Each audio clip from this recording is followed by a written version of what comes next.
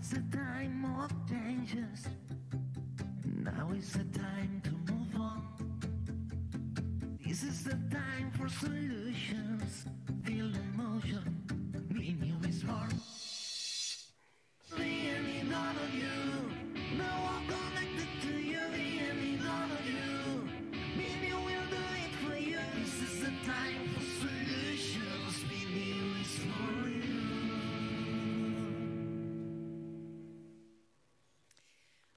Bueno, pues bienvenidos, bienvenidas a esta segunda sesión del BNIU aquí en la vertical de Mobility. Construyamos puentes hacia una nueva movilidad. Este título ya nos da algunas pistas y es que la movilidad del futuro no se construye sola, requiere alianzas y esta sesión lo que quiere es poner precisamente el foco en cómo conectar a actores que tradicionalmente han trabajado por separado, como administraciones, empresas, startups o centros de investigación.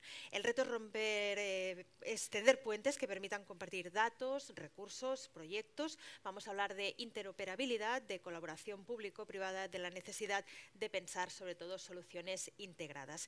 La moderadora de esta sesión va a ser Susi López, es directora general de Transportes y Movilidad de la Generalitat de Cataluña, que patrocina esta sesión. Susi cuenta con más de 30 años de experiencia en el ámbito de la planificación y la gestión de la movilidad en la administración pública. Ha trabajado en movilidad también en el ámbito local y se ha dedicado a la docencia universitaria. Va a moderar, como decíamos, esta sesión con los siguientes ponentes, con Ferran Camps, que es subdirector general de Descarbonización y Carreteras Inteligentes de la Generalitat de Cataluña, con Cristina Ramos, responsable de proyectos de innovación de IDOSCAT, con Manuel Valdés, director general de la Autoritat del Transport Metropolità de Barcelona, y con Manel Villalante, es consultor senior de movilidad, transportes e infraestructuras. Cuando queráis. Muy bien, muchas gracias a todos los que estáis en la sala y a los que nos acompañáis vía streaming.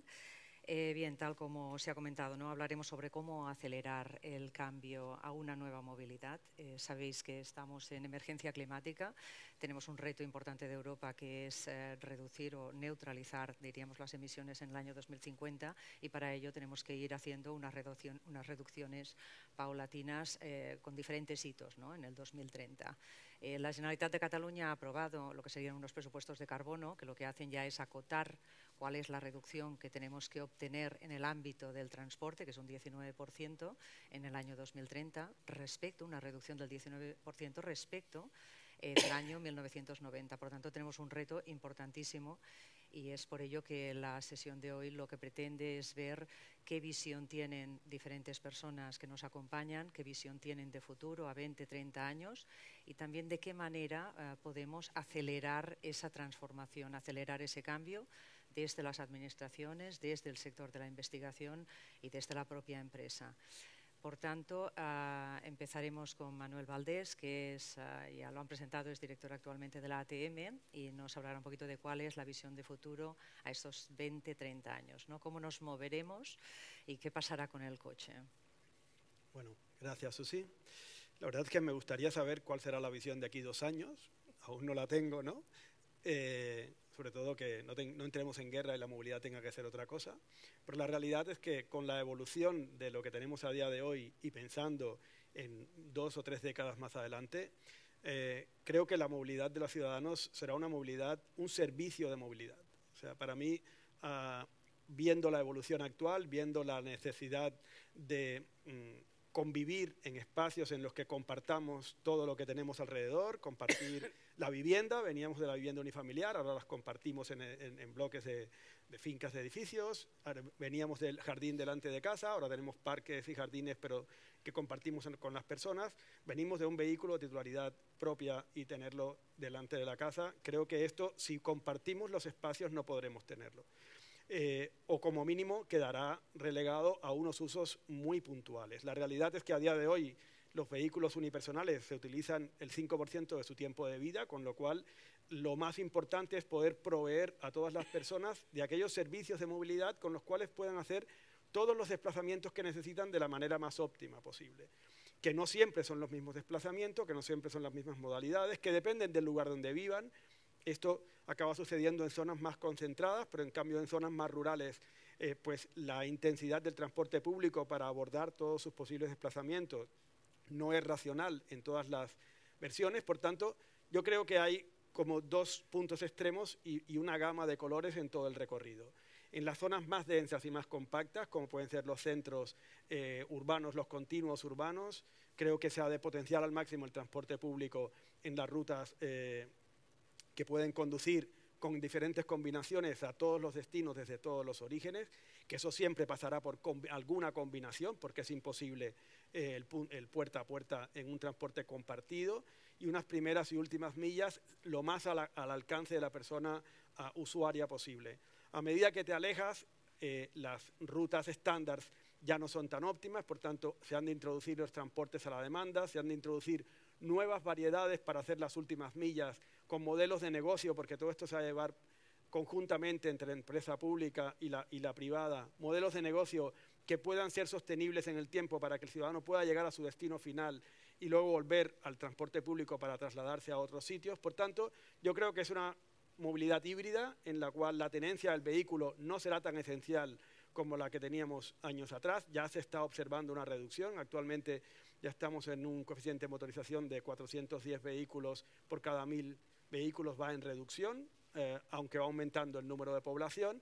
Y creo que la necesidad de tener un vehículo propio irá desapareciendo en función de la capacidad que tenga el sistema de proveer de todo el servicio necesario para que las personas puedan moverse de una forma individual o colectiva lo mejor posible.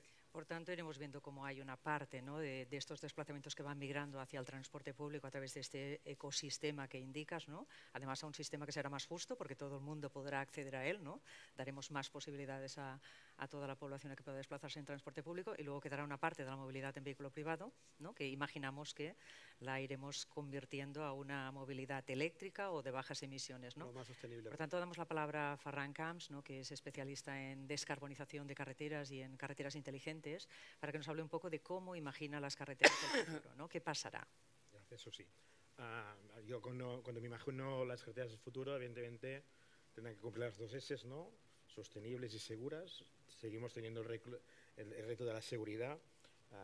En Cataluña el año pasado tuvimos 136 víctimas mortales y más de 800 víctimas graves. Por tanto, esto sigue siendo el centro de nuestro objetivo como sociedad de lo que es el transporte terrestre por carretera. Y en este sentido, evidentemente, no nos podemos plantear un escenario donde la visión cero no esté en este ámbito, ¿no? Y también sostenibles, con un sentido amplio, pensando la sostenibilidad, evidentemente, ambiental, ¿no? Unas carreteras que no supongan un problema de salud para sus usuarios, para su entorno más cercano, sus vecinos, ¿no? Pero también para el planeta, ¿no? Y en ese sentido, evidentemente, tendrán que ser sostenibles. Y también desde el punto económico, ¿no?, porque comentaba aquí Manuel, ¿no?, con unos nuevos sistemas de movilidad mucho más eficientes, ¿no?, donde palabras como compartir, colaborar, ¿no?, sea posible también en el transporte privado, que es posible que en algunos ámbitos se puedan, depende de qué franja, sean públicos, ¿no? Y a partir de aquí, yo creo que eso se tendrá que estructurar con unos vectores, la parte de sostenibilidad, evidentemente, toda la parte de descarbonización, toda la parte pues eso, ¿no?, de reducción de emisiones, ¿no?, emisiones cero, y ahora tendremos el vector de la electrificación, no solo la electrificación, pero principalmente la electrificación de la movilidad, como la oportunidad que ya estamos caminando en ello, ya estamos ahí, ¿no? Y también la parte esta de seguridad, pues aquí la gran esperanza es evidentemente la conducción autónoma, ¿no?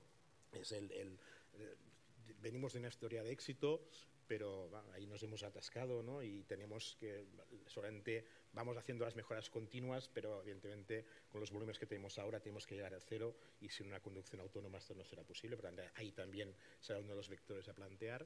Y para mi entender, el otro vector importantísimo para todo esto será la digitalización también, ¿no?, de la movilidad, en este caso de viaria, ¿no?, que te permita esos nuevos sistemas de movilidad, ¿no?, pero también estos vehículos conectados, ¿no?, esta gestión eficiente de la flota privada, pero también pública, el transporte público que también va por las carreteras, ¿no?, calles reservados, ¿no?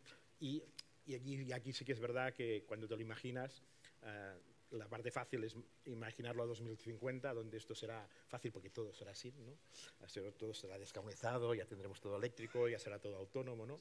Y aquí el reto es la transición, ¿no? Cómo somos capaces, ¿no? de en esa transición enfocarla para hacerla ya, ¿no? Para dar ya esos servicios que estamos hablando desde el minuto cero, ¿no? Y desde 2025, ¿no? Y aquí sí que es verdad que seguramente tendremos solamente unos alumnos aventajados en el transporte público y la logística como las puntas de lanza, ¿no? a impulsar esta nueva movilidad en lo que es la red viaria. Ahora lo hablaremos en el segundo bloque, hablaremos de cómo acelerar este cambio. Damos la palabra ahora a Manel Villalante, que ha tenido responsabilidades en diferentes administraciones, en la local, en la Generalitat de Cataluña y también en el Estado, y por tanto querríamos ver su visión, ¿no? ¿Cómo imaginas toda la movilidad, ¿no? de la gente en estos 20, 30 años?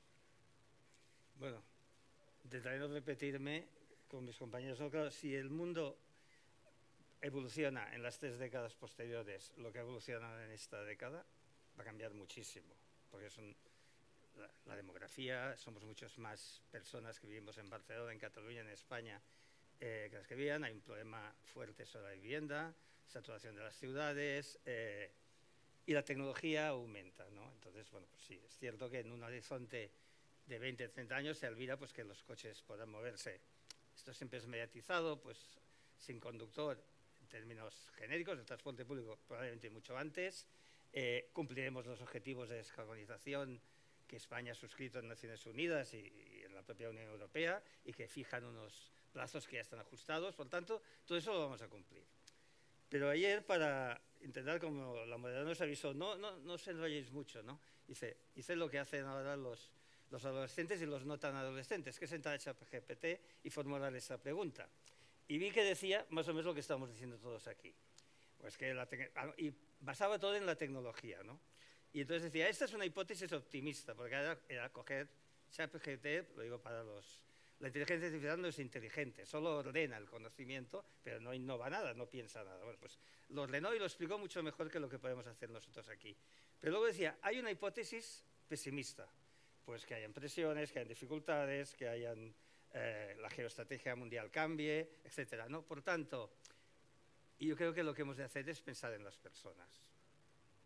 Y hemos pasado de una especie de fascinación por la infraestructura, pensando que todo resolvería el hormigón, la inversión, a otra fascinación de que la tecnología nos lo va a resolver todos y que nos va a cambiar nuestra vida, etcétera, a no sé cuál es el siguiente escenario, ¿no? Yo soy ingeniero, por tanto, en principio, pues he estudiado la fascinación por la infraestructura y la fascinación por la tecnología, pero siempre aprendí que los proyectos han de tener alma. Y entonces yo creo que lo que hemos de hacer es pensar en las personas, pensar cómo queremos vivir, dónde queremos vivir, de qué forma, como el teletrabajo, las condiciones laborales, todo como eso impactará, y crear un modelo de gobernanza nuevo que sea el que dirija cuál debe ser la evolución tecnológica o cuál debe ser la evolución, digamos, en materia de infraestructuras o de políticas de movilidad. Y sobre todo, no pensar solo en personas, el mundo ahora es global, no hace falta decir las marcas, pero todos cuando queremos comprar algo rápido sabemos dónde entramos. Eso aumentará muchísimo la tensión por la distribución de mercancías, sobre todo cuando llega al domicilio. Por tanto, estamos en un mundo que nos moveremos más a mayor distancia y que se muevan mucho más las mercancías, más que las personas. Y al mismo tiempo tenemos instrumentos para no movernos. Por tanto, ese equilibrio entre moverse y no moverse se debe poner el foco en las personas y en las mercancías, en los servicios públicos, etcétera.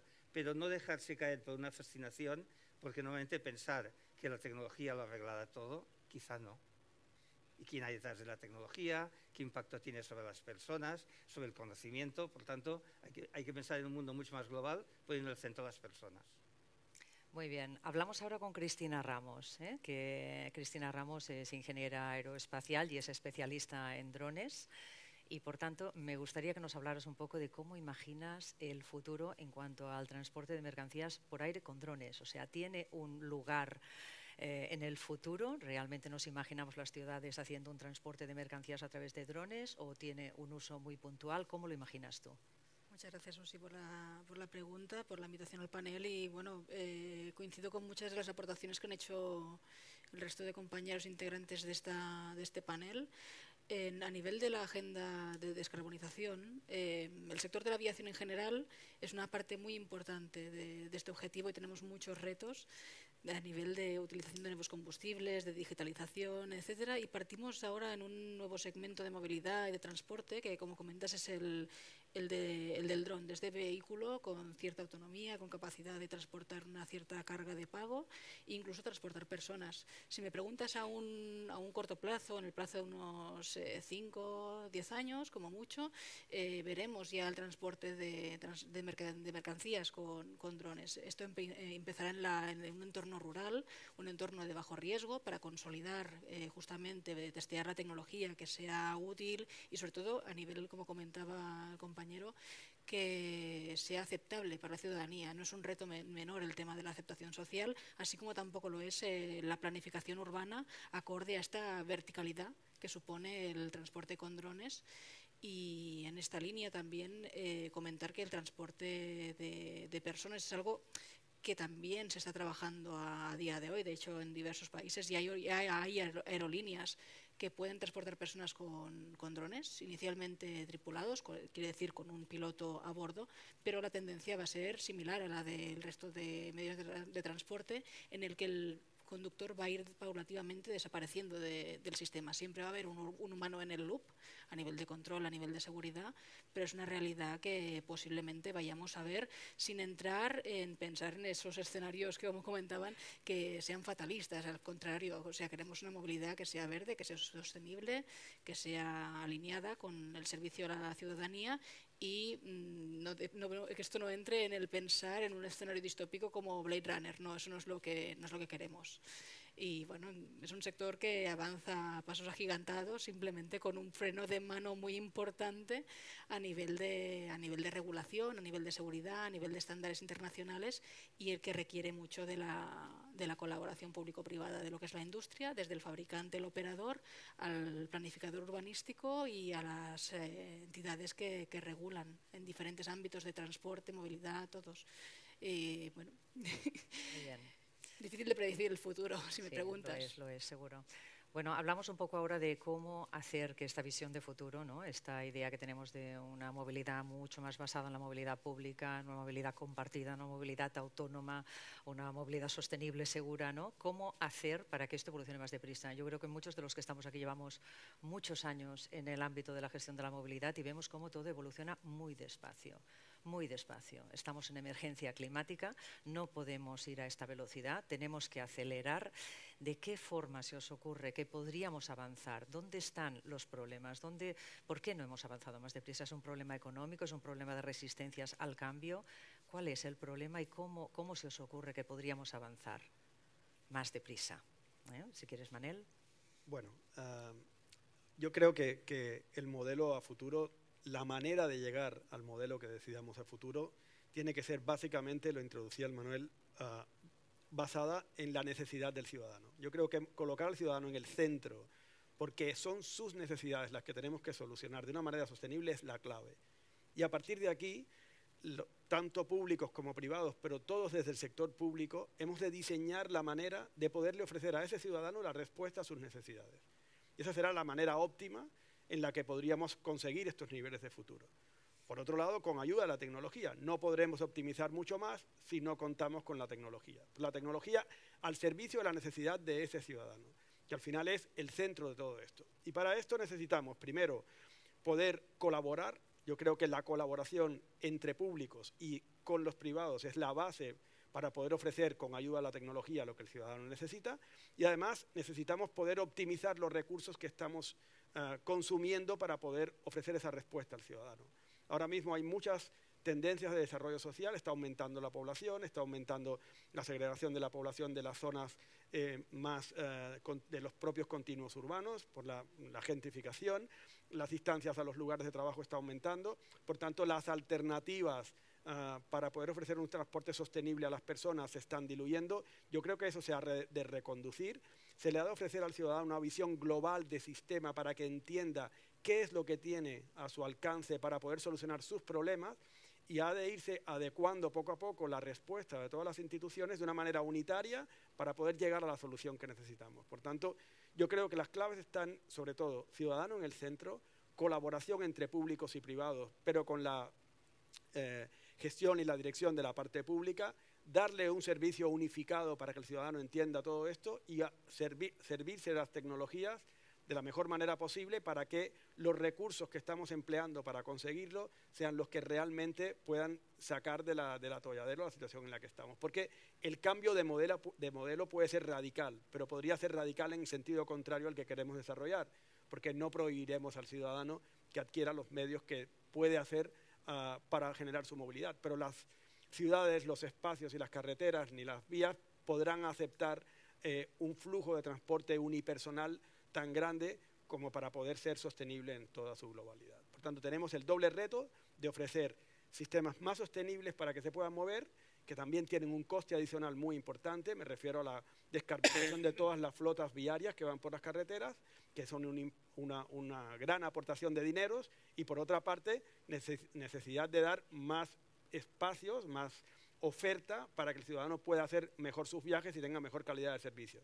Y todo esto a unos precios que sean equitativos, lo más equitativos posible, pero que puedan ayudar a la sostenibilidad del sistema. Por tanto, las necesidades económicas para invertir allá donde más hace falta es un punto muy importante. Bueno, has dicho una serie de cosas que no sé si todas ellas son compatibles o no, que sea económico, que tengan unas tarifas bajas, que sea sostenible, será complicado, ¿no? Un reto. Pero entiendo que al final, sobre todo lo que dices es ofrecer un conjunto de alternativas al usuario que las entienda de forma fácil, ¿no? Que pueda ver exactamente todo lo que tiene a su abasto si decide no utilizar el vehículo privado, ¿no? O si decide utilizarlo muy puntualmente.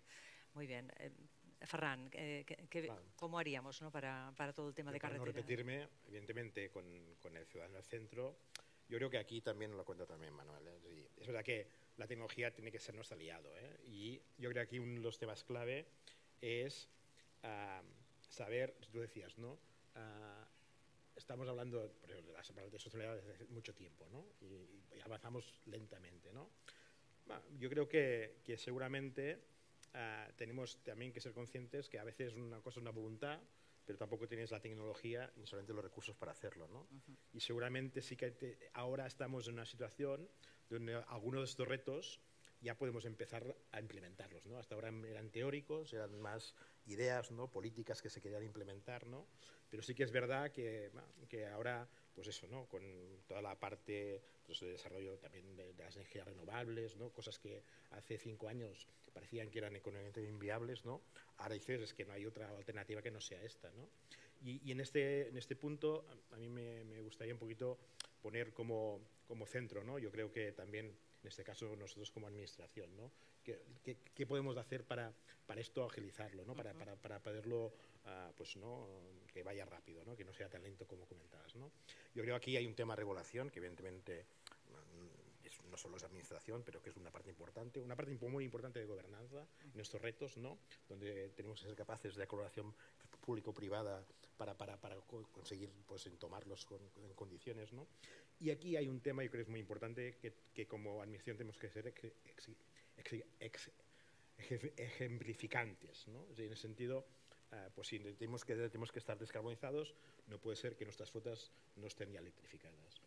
Y en este estamos, ¿no? Yo creo que ahí nos hemos puesto unos retos para también en ese sentido, ¿no? No puede ser que nos planteamos, pues, descarbonizar, pero que estemos haciendo el hormigón como siempre, ¿no? Tenemos hormigón de bajas emisiones, tenemos mezclas aglomeradas de bajas emisiones, ¿no? Eso ya tiene que ser el estándar, ¿no? Yo creo que aquí tenemos que, en este marco, también nosotros ponernos estos puntos, ¿no? Lo que hablábamos, ¿no? Los aspectos que hablaba al inicio, ¿no? La parte de, pues eso, ¿no? La parte de seguridad, yo creo que, por ejemplo, el tema autónomo, ¿no? Pues aquí hay unas fronteras también de gobernanza importante, ¿no? De gestionar este problema de muertos, ¿no? Y de víctimas que ya tenemos, pero estamos con el objetivo de cero, ¿no? Por lo tanto, ahí esto lo tenemos que ser capaces también de liderar desde la administración para que esa gobernanza sea posible, ¿no? Y en ese sentido, pues cuando tienes ya una tecnología que ya está madura, ¿no? En este caso, por ejemplo, en el tema de la tecnología V2X, pues plantear despliegues, ¿no? Ya, aunque sean con pocos usuarios inicialmente, ¿no? Pero que ya puedas permitirte decir, mira, ya tenemos carreteras donde esto se puede probar, donde ya sea simplificante y donde ya puedas empezar a proveer estos servicios, ¿no? Y poderlos testear y ver que son económicamente viables, ¿no? Manel, ¿qué nos dices tú desde las administraciones? Todo lo que decía Ferran de la regulación, ¿crees que es determinante el tema de que las administraciones regulemos para acelerar? ¿Realmente esto es buena solución? ¿Es buena? Yo iré un poco más atrás, pero bueno, la regulación es importante, siempre, pero claro, eso es lo fácil. Hago una norma, pero tienes mecanismos para hacerla cumplir, va en la dirección correcta, por tanto, digamos, también la fascinación por la regulación es otra fascinación que puede tener efectos nocivos, ¿no? Yo creo que hay resistencia al cambio, claro que la hay, y lo que hay que hacer es un modelo de gobernanza que incluya la regulación, pero incluya muchísimas más cosas. Y no podemos tener ausente cuál es el modelo a 20, 30 años global de país, de ciudad, de Europa, de mundo, de continente, un modelo global, una hoja de ruta debidamente consensuada, no sujeta a cambios políticos y económicos. Es decir, en la democracia pues hay alternancias de gobierno, pero los ejes fundamentales deben de mantenerse porque van mucho más allá de una legislatura o de 2 legislaturas. Por tanto, el consenso debe ser político, social, económico. Ha de haber mayor implicación, digamos, de los sectores económicos. Es decir, los temas de movilidad van directamente relacionados con la vivienda, la actividad económica, etc. Y por tanto, son vasos comunicantes, no es una cosa aislada. La administración regula, construye infraestructuras, pone trenes y bueno, y hay que ver quién los llena. Yo siempre digo, tenemos el corredor mediterráneo, ha costado más de lo que debería costar, pero va a estar. Pero el Estado, Europa en este caso también ayuda, pone las vías, pone las catenarias, la regulación, pero los trenes llenos de mercancías lo han de poner las empresas. Y les ha de ser económicamente rentable, porque socialmente rentable sí lo es. Pues ese es un ejemplo de lo que hay que hacer, un modelo a medio, largo plazo, consensuado, no sujeto y tal. Y luego es cierto que la tecnología nos va a ayudar. Yo creo que lo que vamos a tener pronto, si la resistencia al cambio permite, es tener en el móvil, donde tenemos más inteligencia que en el cerebro, normalmente, más capacidad de memoria por lo menos, con esas ciertas edades, podemos tener toda la información, todo y tal, pero claro, eso exige voluntad de ceder datos, etc. Hay mucho por caminar todavía en que los data space sean compartidos de verdad y tengan una interacción social clara. La tecnología es incolora, inodora e insípida, lo recuerdan en las clases de química, pero los gestores de la tecnología no son ni incoloros, ni inodoros, y muchísimo menos insípidos. Por tanto, la tecnología es un instrumento, pero son las personas, el modelo de gobernanza, la sociedad, quien debe dirigir el proceso hacia el objetivo que persigue. Y ese es el tema. Sí, resistencia al cambio, mucha. Lo peor no es la resistencia al cambio, lo peor es no saber la dirección hacia dónde hay que ir. Y que esa no esté ni social, ni económica, ni políticamente aceptada. Por tanto, lo que hay que trabajar es en esa línea, en conseguir amplios acuerdos, mucho más allá de los parlamentos, de las administraciones, en la calle, las entidades, las organizaciones empresariales, los sindicatos. Eso puede costar, pero les aseguro que un país que consigue acuerdos y los mantiene es un país que avanza. Ahora hablaremos, hablará ahora Cristina, pero luego volveremos al tema este de por qué cuesta tanto compartir los datos, porque al final es la clave de lo que decíamos ahora. Para tener un ecosistema alternativo al vehículo privado, tenemos que disponer de estos paquetes de movilidad, ¿no? Como un paquete telefónico, ¿no? En el que yo tengo a mi abasto servicio ferroviario, servicio de autobús, servicio de bicicleta, y yo pago en función de aquellos medios de transporte que yo quiero utilizar, ¿no? Cuando hablamos de servicios de movilidad, de Mobility as a Service, estamos hablando de eso, de poder tener ese paquete alternativo, incluso con unas cuantas horas, ¿no? De vehículo privado, de vehículo autónomo, que vendrá a buscarme a casa cuando yo lo necesite, ¿no? Pues ahora hablaremos, acabamos con el transporte de drones y luego hablamos de este tema, de cómo, por qué no los datos no se comparten más, por qué no obligamos más las administraciones. Cristina, sobre el tema de drones, ¿cómo aceleramos para tener esto que decías, ¿no? En el ámbito rural, el que se puedan utilizar? De hecho, ya hay experiencias, ¿no? Pero cómo acelerarlo más, cómo acelerar que también el transporte de drones sea, diríamos, esencial, ¿no? Para tema de hospitales y que se pueda hacer y que no haya dificultades en establecer los mecanismos para que se pueda hacer, ¿no? ¿Qué está fallando fallando? ¿Por qué no está más implementado? Pues la verdad es que es una excelente pregunta y me consuela ver que en otros sectores tradicionales ya implantados de movilidad terrestre los retos son los mismos. Simplemente nos lo llevamos a otro tipo de vehículo que está por entrar, que es este vehículo no tripulado, el dron en este caso, ya sea para transporte de personas o de mercancías. Como comentamos, primero sí que van a entrar las mercancías. Es muy importante en este sector dar ejemplos, como comentábamos antes, de cómo la tecnología puede estar al servicio de las personas. De hecho, en Cataluña, la Fundació TIC Salut, CETITI, diferentes empresas han estado haciendo proyectos de implantación de la tecnología dron en el entorno de la salud y se ha demostrado que puede tener un vector muy importante para incluso mejorar la calidad de la muestra de sangre que se extrae a un paciente en el momento de que es procesada en un laboratorio. También hay un factor totalmente transformador y disruptivo que, más allá de la evidencia científica, se ha descubierto, y es el potencial de cambiar el modelo logístico sanitario. Ahora mismo nos llevan a todos a las 8 de la mañana a sacarnos una analítica porque le conviene al laboratorio procesarla con el recorrido logístico que hace la furgoneta, que en este caso es quien recepciona y envía las muestras de sangre. Pero este paradigma cambia en el momento en el que puedes tener una mayor recurrencia en el transporte de ida y de vuelta, y puedes combinar esto con otros tipos de transporte, en este caso pues el terrestre. Es un cambio súper disruptivo, es un cambio que plantea retos a nivel de infraestructura hospitalaria, es un cambio que plantea retos a nivel de funcionalidad de un hospital, de un centro de salud. Al final hay muchos cambios que se presentan aquí, pero también hay un vector importante de ahorro de coste. Sí que es verdad que para que esto se implante, la colaboración público-privada es vital, y hay que ayudar a la administración a que regule y permita el uso de drones para este caso de uso, porque son de momento en densidades de población de más de 500 habitantes por kilómetro cuadrado complicado, y entonces hay que ayudar al regulador a que abra un poco el grifo, y aparte hay que ayudar a la administración a que pueda contratar de forma sencilla, ayudándole, explicándole qué es lo que tiene que pedirle al operador de servicios logísticos para que lo pueda contratar. Entonces es todo un mecanismo, y aparte las empresas tienen que estar preparadas para poder prestar este servicio a nivel de vehículos, pilotos, formación. Es un cambio muy, muy importante, pero a la vez muy, muy transformador, y la que ya tenemos proyectos a día de hoy, algunos de ellos aquí en Cataluña, justamente en esta ruralidad, pero donde mayor impacto va a tener es en el entorno de ciudad, porque la última milla en entorno densamente transitado no está resuelto.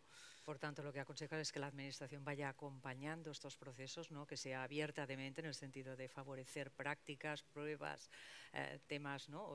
Proyectos piloto, de forma que vayamos viendo cuál es el camino correcto, la función concreta que tiene que hacer el dron en el futuro, ¿no? Y pero ya apuntabas dos casos clarísimos, ¿no? Correcto, pero dejar de pilotos y plantear ya el siguiente paso, que sea la contratación y la instauración de un servicio, porque si no las empresas se nos van a morir de inanición. Al final es muy difícil que puedan acceder a según qué financiación si la normativa evoluciona en paralelo al desarrollo tecnológico y empresarial. Entonces hay que jugar diferentes velocidades en este sector, pero sobre todo con mucha colaboración y mucho entendimiento para tener procesos a largo plazo. Muy bien. Puede consolidarse. Muy bien. Vamos otra vez al tema del Mobility as a Service, servicios de movilidad, ¿no? Manel, desde la Generalitat, desde la ATM concretamente, ¿no? Tenéis encargado lo que sería el desarrollo de una plataforma, ¿no? Que aglutine todos estos datos y que permita en el futuro tener plataformas de estas características, ¿no? Sí, precisamente se está trabajando en esto. La plataforma MOUT para la movilidad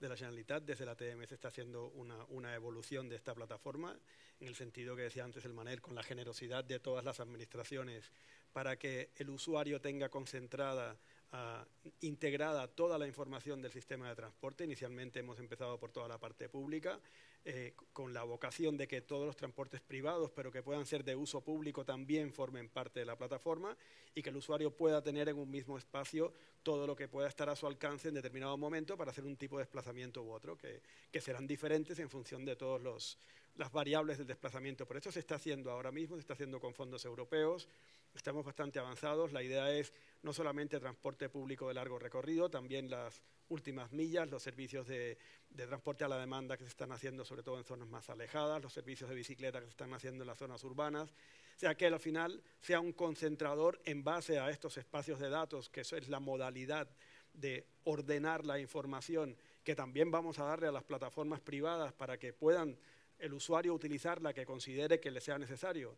En cambio, la pública tendrá una ventaja que sí que no tendrá la privada, que es que tendrá la T-movilidad detrás y cualquier usuario a través de su tarjeta de transporte podrá no solamente tener toda la información, planificar el viaje, mirar las incidencias, sino que debería poder acceder a todos los servicios a través de la tarjeta de transporte, con lo cual es una simplificación, un paso más de simplificación a la que los privados no llegarán, pero los planificadores actuales o la idea actual de la Administración, Susi, en este sentido, y es el encargo de la Generalitat, es que toda la información para planificar el viaje a medio plazo e instantáneo por si hay incidencias esté abierta a las plataformas públicas y a cualquier plataforma privada, incluyendo también la de los operadores, que cada uno en su ámbito y sus clientes propios dará también la información. Muy bien, gracias. Una última pregunta, casi de sí o no, se puede añadir alguna frase, ¿eh? ¿Vosotros imagináis que los niños que nacen hoy tendrán carnet de conducir? ¿Se sacarán el carnet de conducir? ¿Les hará falta o ya llegarán a la edad de 18 años que ya verán que no? ¿De conducir qué? ¿Conducir qué? Un vehículo privado me refería, ¿eh? Yo creo que no. ¿Tú crees que no? Yo creo que habrá transporte especializado y habrá procesos logísticos que sí, pero de forma general yo creo que no. De hecho, lo voy a concretar más la pregunta, que aún se encajará más el no, ¿eh? No en zonas rurales, en grandes aglomeraciones como la de Barcelona. ¿Creéis que los niños que nacen hoy tendrán carnet de conducir? Se lo podrán sacar, pero no lo querrán. Es que ya no lo quieren ahora. Ya no lo quieren ahora. Manel Valdés. Bueno, yo creo que el vehículo que de aquí 16, 17, 18 años esté presente tendrá una intervención humana muy mínima, con lo cual esto es un puro trámite, si es que existe de aquí a allá. Bueno, Manel Villalante. Yo creo que en el mejor de las hipótesis, la optimista en ChatGPT, en 20 años los coches serán, digamos, autónomos, probablemente nivel 5, en pruebas, pero seguirá existiendo una flota no autónoma o semiautónoma, por lo tanto, la regulación del carnet de conducir sigue existiendo. Otra cosa es que llevamos 10 años, o 20, de los últimos 10, que va bajando, aumenta la edad en que la gente saca el carnet y la demanda, la necesidad. Pero eso daría para otro debate, porque además yo no creo que sea solo cuestión de movilidad, también es el tema social, económico, filosofía de la vida, pero bueno, tiene una parte positiva. O sea, ¿crees que sí? Yo creo que sí. Cristina. A mí la parte terrestre me pilla un poco lejos, la verdad, yo soy más de aero. No, yo creo que es importante que el conocimiento no ocupa, aunque realmente no tengas la necesidad física de conducir. Yo creo que yo si tuviera un hijo dentro de 10 años, básicamente le diré que sí, que a todo lo que pueda, que cuantas más capacidades tenga, mejor. Que use el coche ya es otra cosa, preferiría que usara el dron o el avión. Muy bien, pues muchas gracias a todos por las aportaciones que habéis hecho y a todos los que estáis presentes por escuchar la conferencia. Muchas gracias. Muchas gracias.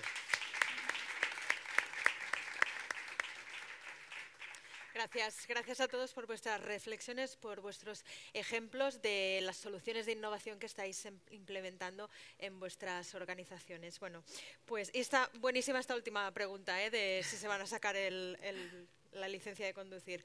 Bueno, pues volvemos en unos minutitos, a las 12 en punto, con la siguiente sesión, más allá de la movilidad verde. Hasta ahora. Barcelona, vibrante y emprendedora, posicionándose como una de las ciudades favoritas para los profesionales tecnológicos. Con este espíritu nace el Distrito 4.0. Como sede de un genuino ecosistema tecnológico internacional, reúne proyectos punteros en robótica, impresión 3D, inteligencia artificial, IoT, nanotecnología y sensórica, en una de las mayores zonas productivas de Europa. Anticipamos el qué, el dónde i el com reinventamos. Consorci de la Zona Franca de Barcelona.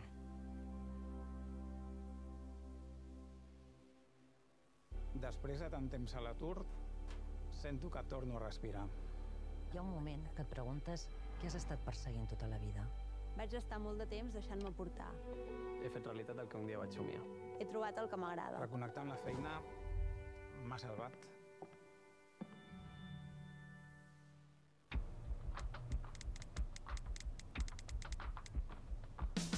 Mirant la teva llum, sentint la teva olor, conèixer els secrets guardats als teus racons.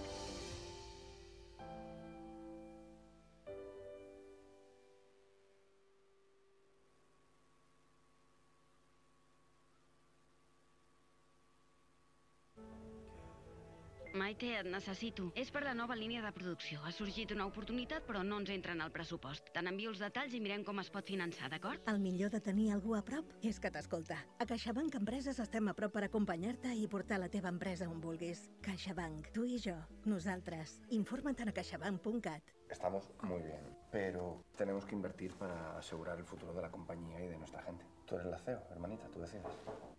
Perdonad, que vamos a ir a tomar algo ahora, que es mi cumpleaños. 55 palos ya. Felicidades. Ahora bajamos, ¿vale? Por cierto, Javier. Dime. Gracias. Nos has ayudado a tomar una decisión muy importante. Hay razones que mueven más que el dinero, las personas.